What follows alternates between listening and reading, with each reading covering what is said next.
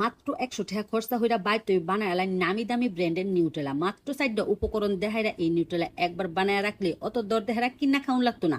বিশেষ হইরা পোলাফান্তের টিফিনে রুটির লগে এই নিউটেলা দেড় দিলে অকর পোলাফান্তের 4টা খুঁজা পেট ভরে টিফিন নাস্তা করবো। সালামু আলাইকুম প্রিয় ভাই বোনেরা, আশা করি আল্লাহ রহমতে ব্যক্তি বালা আছেন, আমরাও বালা আছি আলহামদুলিল্লাহ। আজকে মাত্র 100 টাকা খরচা হইরা ঘরোয়া ভাবে নিউটেলা রেসিপিটা শেয়ার করাম। অনেক অনেক সহজ, সকাল বিকালে নাস্তা লাগা আর চিন্তা ভাবনা হরুন লাগতো না। পোলাফান্তের টিফিনে রুটি দেহারা বড়াই দিলে পেটটা বইরা খাই আলবো। মরা বাদাম দি বাচ্চা দেয়া হাইরা হন একটা তাও বয়া অকরে বাদাম দি মসমসা হইরা বাজ্জালাম। এখানে 50 টাকার বাদাম, তবে বেকানি লাগতো না। 1 কাপ দেহাইরা ওই বানায়াম। বাদাম দেহারা যে কোনো রেসিপি বানাইলে আমি একটু বেশাই ওই বাজি। আমি এক কান্দা রান্ধি আরেক কান্দা খাই। বাদাম দেখলে মুখটা চুলবুল চুলবুল হরে। আর সেদরা বেটা তো আছে, ওই দুইজনে মিলা অকরে বাদাম খাই আর রান্দা বাড়া হরি। কুম্বালা রান্দা শেষ হইব আর কুম্বালা খাইয়াম।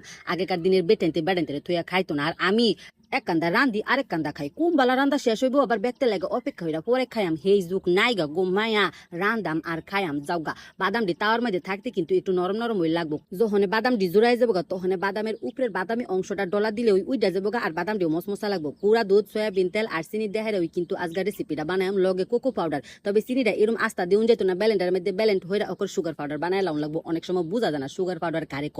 চিনি পাউডার মধ্যে বাইটটা বা ব্যালেন্ডার মধ্যে দিলই অকরে পাউডার লইছুন ওই জায়গা এইটারে ওই কই সুগার পাউডার। অত কঠিন কিচ্ছু না। যাও গা এন্ড সুগার পাউডারটাও হইরা লাইছি, বাদামটাও জুড়াই গেছে গা। আর দেহারা ডলার দেহাইরা অকরে কাইল্লা চামড়াটা উড়াই অকরে দুইলা বানাইলাম। মাত্র 100 টাকা খরচা হইরা যদি নামি দামি ব্র্যান্ডের নিউটেলা বাই তুই বানাইলাম যাতে আর কিনা খাইতেন কেল লাগা। বাজারে একটা বিভিন্ন ধরনের কেমিক্যাল দেয়, অন্যরকম স্বাদ হইতেই পারে, কিন্তু বাইট বানায় খাইলো কিন্তু খারাপও না। বাদাম, সয়াবিন তেল, গুঁড়া দুধ, কোকো পাউডার ওখানে খালি ব্লেন্ডার হইরালাম। ব্লেন্ডারের ভিতরে বাদামটি বইরা হাইরা প্রথম অবস্থায় ব্লেন্ডার হচ্ছে দেখছি বেলা কিরম দানা দানা রয়েছে।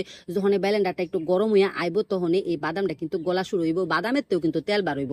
আরেকবার ব্যালেন্ড হইরা হাইরা বাদামটা আর একটু স্মুথ হইছে। ওখানে এর মধ্যে দেয় অল্প পরিমাণে রান্দার সয়াবিন তেল দে হাইরা আরো 2 মিনিট ব্লেন্ডার হরাম। ব্লেন্ড হরার পরে এই বাদামটা অনেকটা ওই স্মুথ হয়ে যাবে। দেখছি বেলা কিরম লিকুইড হইছে। তেলাটারে আর একটু স্মুথ বানানোর লাগে এই বাদামের মধ্যে আর একটু অল্প পরিমাণে সয়াবিন তেল ব্যবহার করছি। আমার এখানে 4 চামচ পরিমাণে তেলটা দেওয়ার পরে বাদামটা অনেকটাই স্মুথ হয়ে আইছে। এখানে তেল আর বাদামের তেজে ছাড়ছে এই তেল দেহারাই কিন্তু এরম স্মুথ হয়েছে। এরম স্মুথ হইলে নিউটেলাটাও অনেক স্মুথ হইব।